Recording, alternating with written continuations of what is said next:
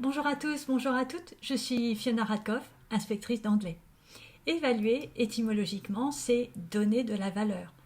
Et comme nous évaluons tout le temps les élèves tout au long des cours et également à travers l'évaluation finale, il était important pour nous, à travers notre manuel, de proposer des modalités d'évaluation variées, mais surtout positives et efficaces, qui permettaient à tous les élèves de progresser, quel que soit leur niveau de départ.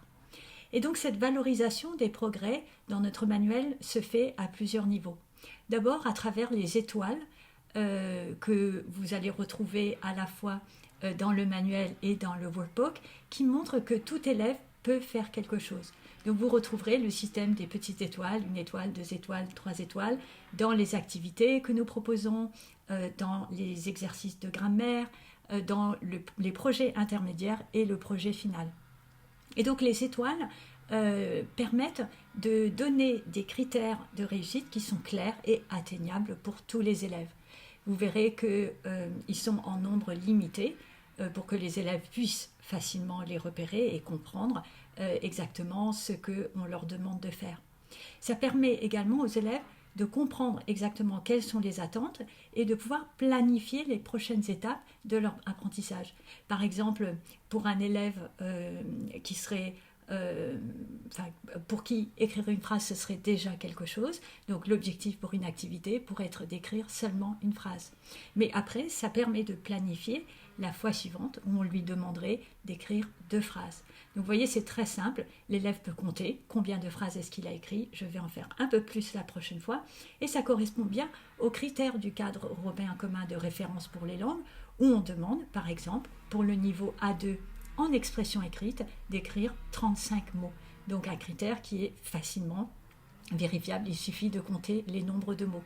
Et donc on a fait la même chose à travers les petites étoiles, donc des preuves intangibles, des accomplissements du fait que les objectifs ont été atteints.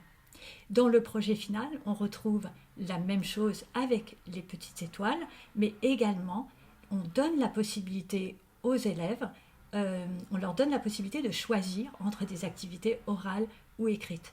Et donc, c'est également une façon pour nous d'amener une forme d'évaluation qui est positive, qui donne de la valeur aux élèves, parce qu'ils peuvent choisir l'activité langagière dans laquelle ils sont plus à l'aise, mais également, une fois qu'ils sont bien à l'aise à l'oral, de penser, peut-être que maintenant je vais passer par l'écrit.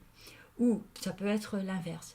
Mais donner le choix de la longueur de la production ou le choix de l'activité langagière qu'on veut développer, c'est dans un premier temps une forme d'évaluation constructive qui est utile et qui est efficace.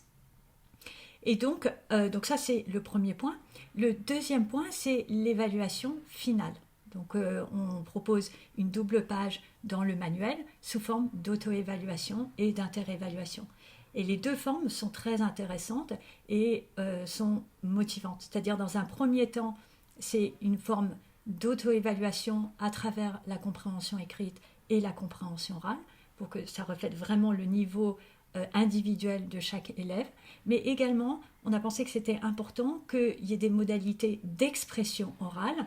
Et donc cela se fait à travers une inter-évaluation, parce qu'on sait que le retour de ses camarades sur son propre travail, c'est efficace, c'est également plus sympathique, et puis également c'est plus facile pour vous, plutôt que de faire passer chaque élève tour à tour.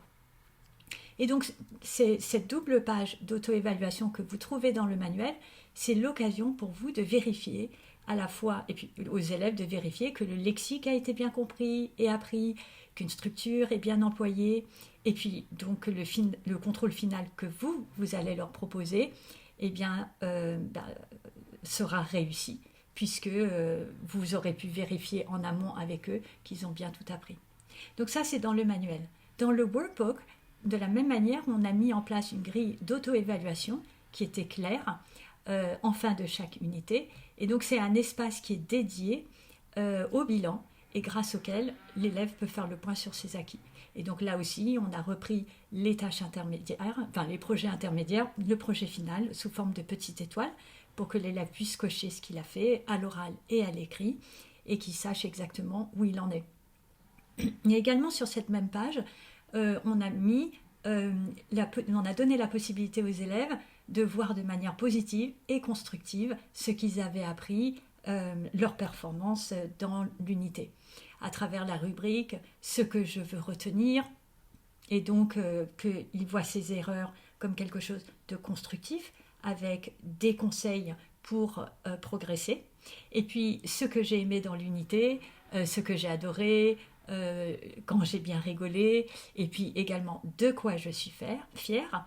Donc pour que l'élève puisse mieux cerner ses forces et qu'il ait un retour toujours positif qui lui donne de la valeur, avec les autocollants que vous pouvez lui donner justement en fonction des attentes que vous avez pour chaque élève et des choses qui sont positives et sympathiques.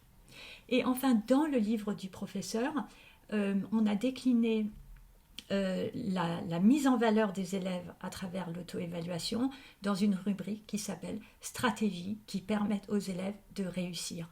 Et donc, pour chaque activité dans tout le manuel, on propose des stratégies que vous pouvez mettre en place justement pour permettre à l'élève de réussir l'activité et donc de pouvoir l'évaluer de manière positive.